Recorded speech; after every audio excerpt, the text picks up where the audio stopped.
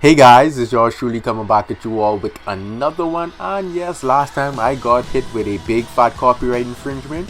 So we're back to using the newer intros for these deck analysis, but that's neither here or there. You guys are here for the world.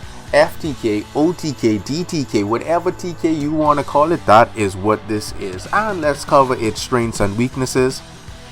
For its strengths, I can't state how much going first is the strongest strength this deck has, as it enables it to elude a number of traps, especially counter traps that can prevent this deck from going off, and skipping your opponent's turn for that OTK.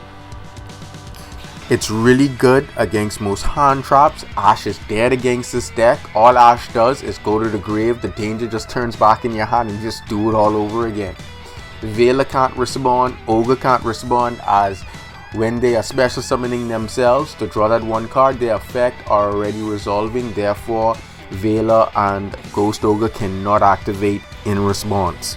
This deck can freely OTK on top of that due to the high level of danger monsters that you can exceed or link summon with to push for that vital OTK. Onto its weaknesses.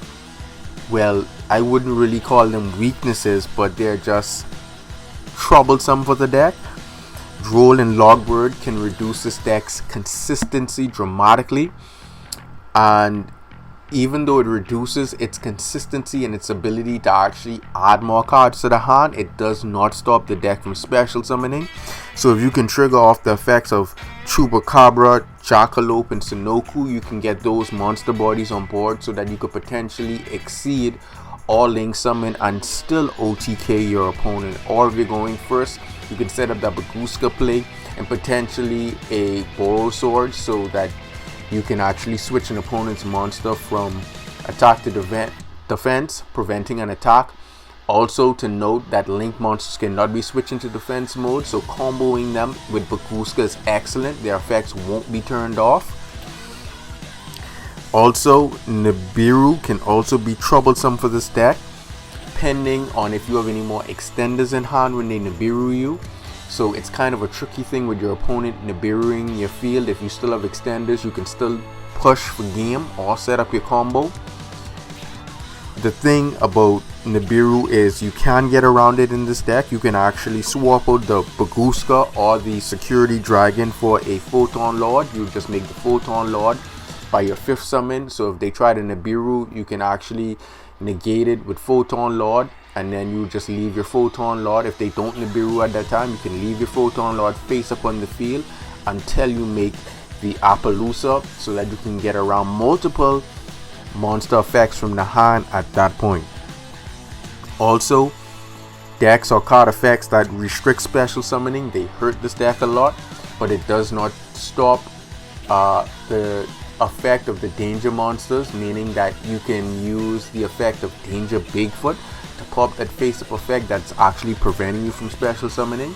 As long as a danger monster is actually discarded, it doesn't matter if it's for a cost, their effect is still going to resolve, and it doesn't matter if they're sent to the grave or banished, their effect is still going to go off. So you can discard the Danger Bigfoot, you can then pop a face up card on the field, potentially the one that's stopping you from special summoning, and still go off like a bolt of lightning and attempt to either set up the turn skip combo or OTK your opponent.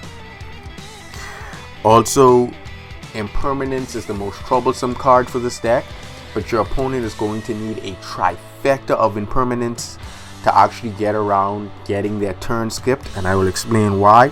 The reason being is because you can use Skull Dread's effect to special summon the world. Once you have the field spell card face up, you select heads. They can try the Impermanence at that point. They're gonna get the neg, and all you do is you would utilize your danger engine in the form of Phoenix and Cerberus. Also, Security Dragon is in there as a link too as well, and you would just link away the world and another monster, and then you would use Monster Reborn or World Legacy Succession, and that's where you would then revive the world and then trigger its effect again. If they use Impermanence for the second time, you would then repeat and either use Monster Reborn or Succession again. to revive the world and then attempt it again to skip their turn, and that is why they would need 3 infinite impermanence in their opening 5-card hand. It is not impossible for them to open with it, but the chances of them are very, very low opening up with a trifecta of impermanence against this deck. And this deck's rating in terms of its consistency, this deck can literally deck itself out with the ability to draw every single card in this deck and cause yourself lose via a ruling condition. This deck's consistency gets a 10. Offensively, being able to swarm the field, get big bodies out there, and OTK your opponent, whether it's through the Link Monster Borrow Sword or through number 100's effect, this deck's offense gets a 10. And in terms of this deck's defense, just having the Baguska, the Appaloosa, Borrow Sword, Hope Harbinger, this deck's defense gets a 7, giving it a overall rating of a 9 out of 10, which is a must play for this deck. And not to mention the side deck, you also have 2 Kaijus in there in the form of Gameciel, 3 Nibiru, 3 Dark Ruler no more. In case your opponent goes first and tries to stop this deck, you want to neg all those effects, go off on your opponent and eliminate any threats. You have a Dealings in there just in case you want to swap out the Succession for an additional odd card off of Snow's effect.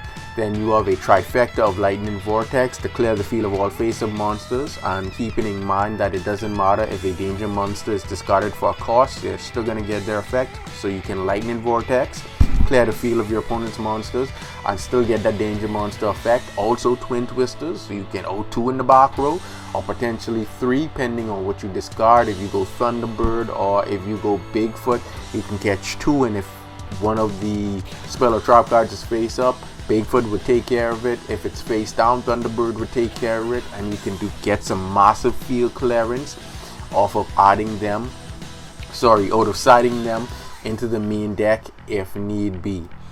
And that'll do it for the World Lock deck analysis. And here's a recap.